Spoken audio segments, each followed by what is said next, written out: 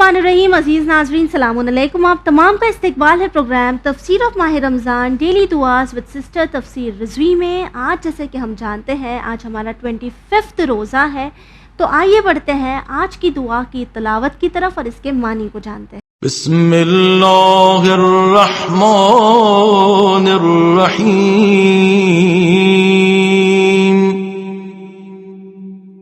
اللهم اجعلني فيه محبا لأوليائك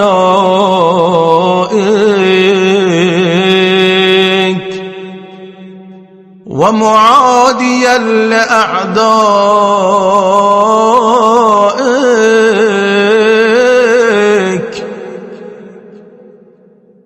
مستنا بسنة خاتم أنبيائك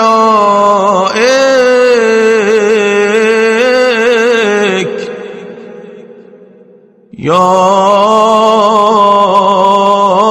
عاصم قلوب النبيين۔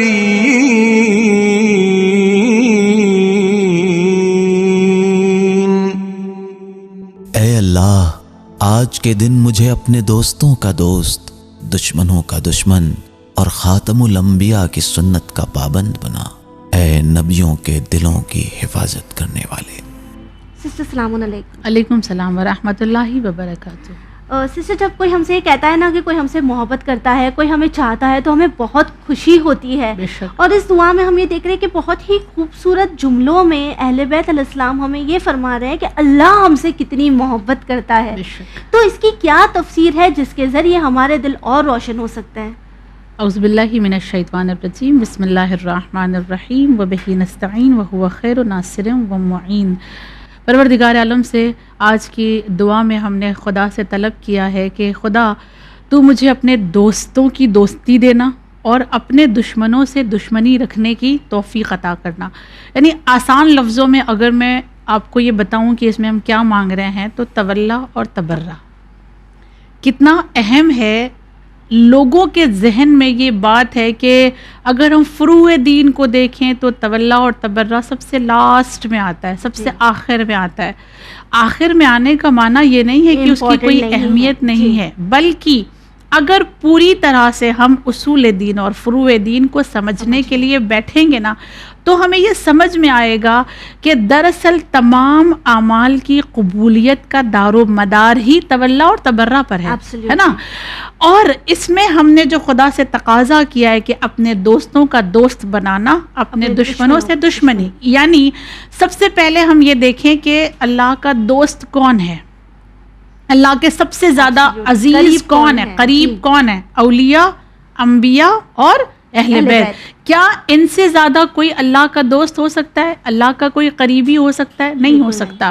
اس کا مطلب یہ ہے کہ ہم اللہ سے کہہ رہے ہیں کہ خدا ہمیں ان کے قریب کر دے، اتنا قریب کر دے کہ جیسے میثم تمار تھے، اتنا نزدیک کر دے کہ جیسے جناب فضہ تھیں۔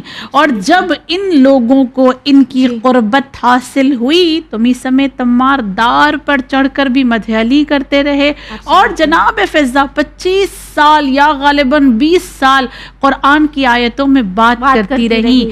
اگر ہم ان کے عاشق ہیں، واقعاً ہم اہل بیت کے دوست ہیں، اگر ہم ان کے چاہنے والے ہیں تو ہم کو بھی ان کی شان میں کم سے کم جو آیتیں آئی ہیں وہ یاد ہونی چاہیے۔ ہمارے کردار میں کہاں بے شک ہمارے رفتار و کردار و گفتار میں بھی کچھ ایک جھلک تو ہونا کہ جسے لوگ دیکھ کر کہیں کہ نہیں یہ اہل بیت کا دوست لگتا ہے۔ اور اس کے بعد دشمنی بھی ہماری پرسنل ریزن کی وجہ سے نہ ہو۔ اگر ہم کسی سے دشمنی بھی کر رہے ہیں تو ہماری دشمنی، ہماری ناراضگی بھی صرف اللہ کی وجہ سے ہو۔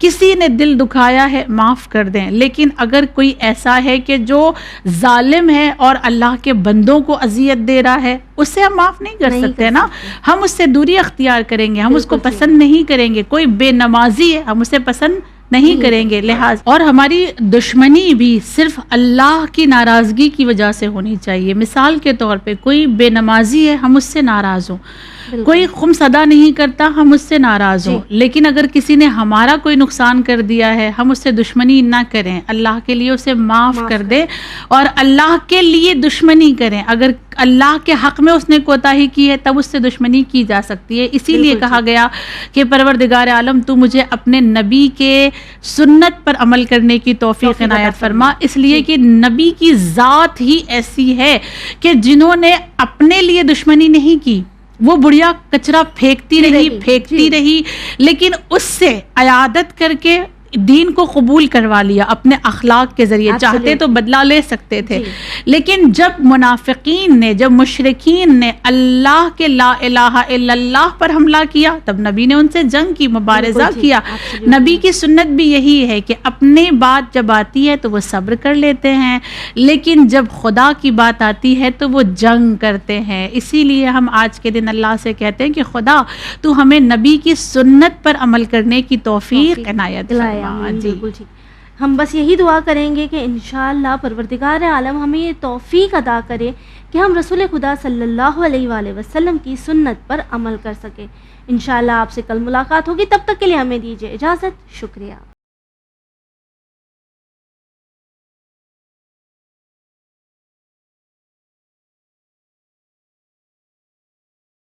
رمضان